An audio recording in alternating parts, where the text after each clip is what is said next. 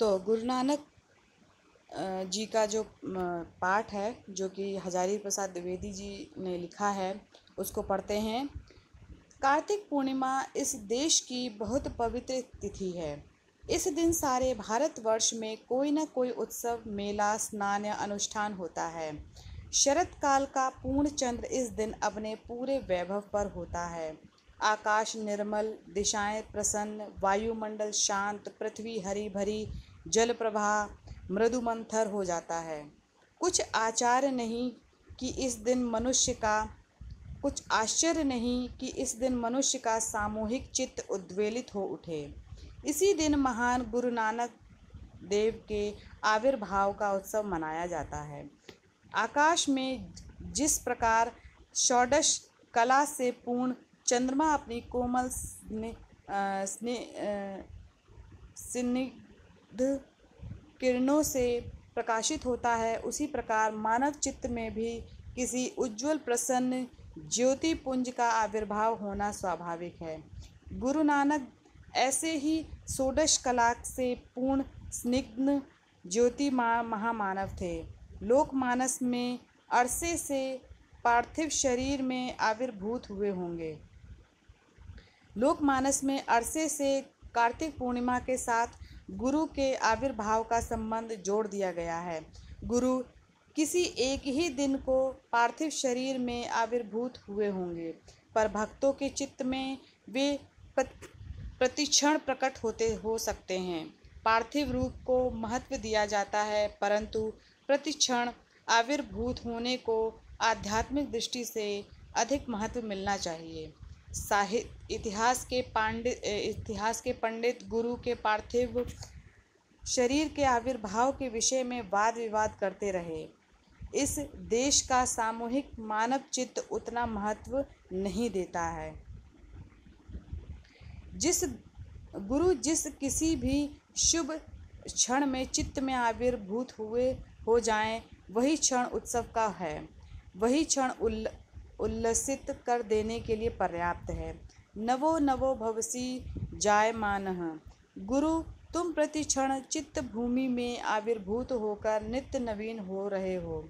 हजारों वर्षों से शरत काल की यह सर्वाधिक प्रसन्न तिथि प्रभामंडित पूर्ण चंद्र के साथ उतनी ही मीठी ज्योति के धनी महामानव का स्मरण कराती है। इस चंद्रमा के साथ महामानवों का संबंध जोड़ने में इस देश का समिष्ट चित्त आह्लाद अनुभव करता है। हम रामचंद्र, कृष्णचंद्र आदि कहकर इसी आह्लाद को प्रकट करते हैं। गुरु नानक के साथ इस पूर्ण चंद्र का संबंध जोड़ना भारतीय जनता के मानस के अनुकूल है। आज वह अपना आह्लाद प्रकट करती है। गुरु नानक का आविर्भाव आज से लगभग 500 वर्ष पूर्व हुआ।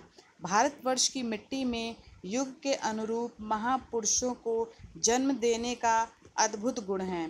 आज से 500 वर्ष पहले का देश अनेक कुसंस्कारों में उलझा था। जातियों, संप्रदायों, धर्मों और संकीर्ण कुलाभिमानों से वह खंड विच्छिन्न हो गया था। देश में नए धर्म के आगंतुकों के कारण एक ऐसी समस्या उठ खड़ी हुई थी जो इस देश के हजारों वर्षों के लंबे इतिहास से अपरिचित थी।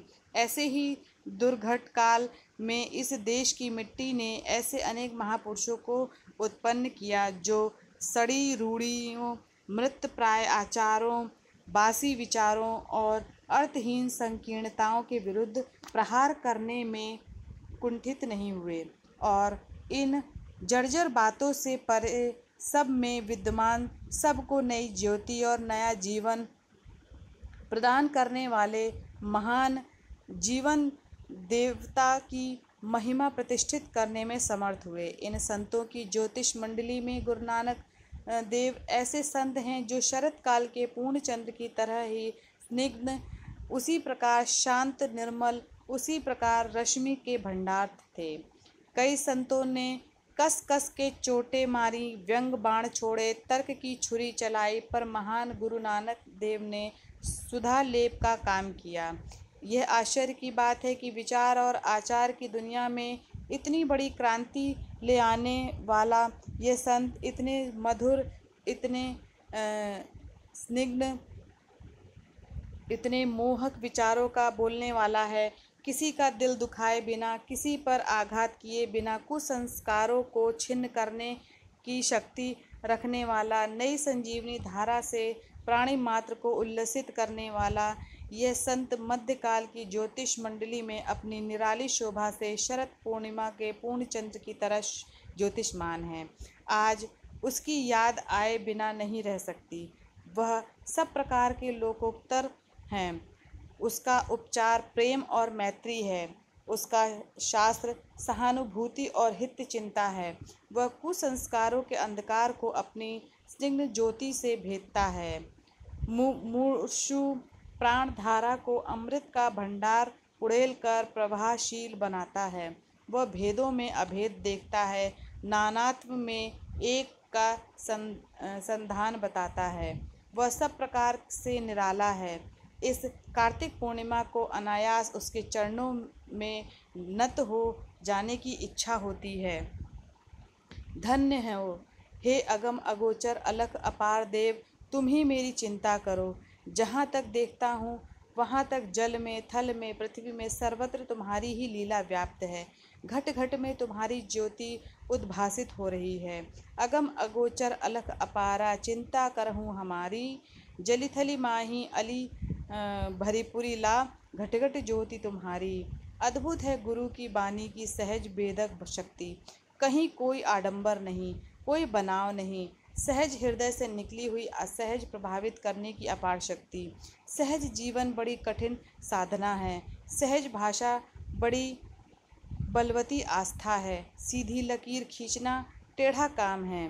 गुरु का अनाडंबर सहज धर्म ऐसे ही सहज वाणी से परिचित हो सकता है जितनी अद्भुत निर्भिमान शैली है। कहीं भी पांडित्य का दुर्धर बोझ नहीं, और फिर भी पंडितों को आंदोलित करने वाली यह वाणी धन्य है। कोई पढ़ता सहसा कीर्ता, कोई पढ़े पुराना, कोई नामू जपे जपमाली, लगे तिसे धियाना। अभी कभी किछु न जाना, तेरा एको नाम पिछाना। न जाना हर मेरे कवच गति, हम मूरख अज्ञान शरण प्रभु तेरी। कोई कृपा राखऊँ मेरी लाज पते। ऐसी मीठी निरहंकार सीधी वाणी से गुरु ने भटकती जनता को उसका लक्ष्य बताया। आज विद्वान चकित हैं, पंडित अचरज में हैं। कितनी बड़ी ताकत और कैसे निरीह रूप। कालिदास ने ठीक ही कहा था, ध्रुव वुपः कांचन पदम धर्मी, यन्मृदु प्रकृता च सरारमेव च। जो रूप से स्वर्ण कमल के धर्म वाला होता है वह निश्चय ही स्वभाव से मृदु होता है, किंतु सर्वान भी होता है। गुरु नानक देव ऐसे ही कांचन पदम धर्मी महान महामानव थे। प्रदु प्रकृत्या च ससारमेव च।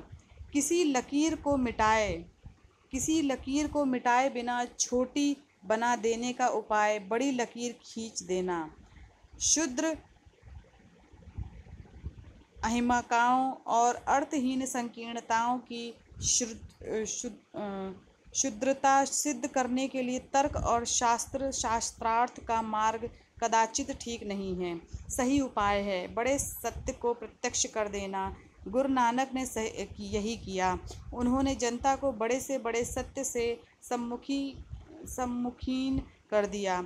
हजारों दिए उस महाज्योति के सामने स्वयं फीके पड़ गए।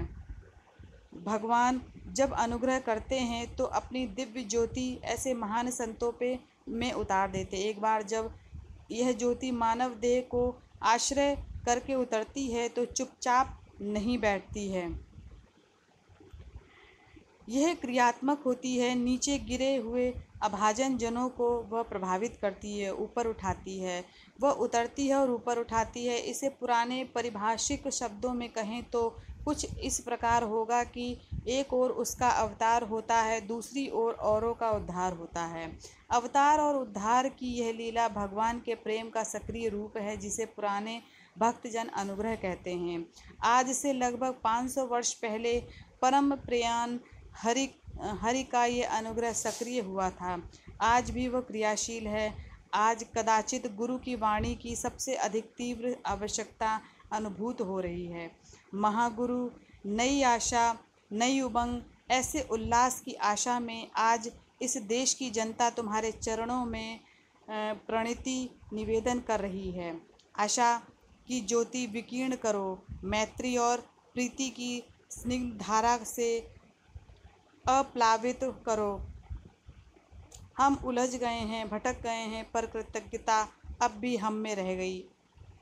आज भी हम तुम्हारी अमृतपूर्ण वाणी को भूल नहीं गए हैं। कृतज्ञ भारत का प्रणाम अंगीकार करो। ये बच्चों हैं आपका जो पाठ गुरु नानक देव, आप इसको पढ़ेंगे, ठीक है। और इसमें कहीं पे भी आपको कोई भी दिक्कत हो रही हो तो आप पूछ सकते हैं। नेक्स्ट जो क्लास होगी आपकी, उसमें हम आपको गद्यांश यानी कि जो गद्य हैं उनके अंशों की व्याख्या बताएंगे। धन्यवाद बच्चों आज की कक्षा के लिए।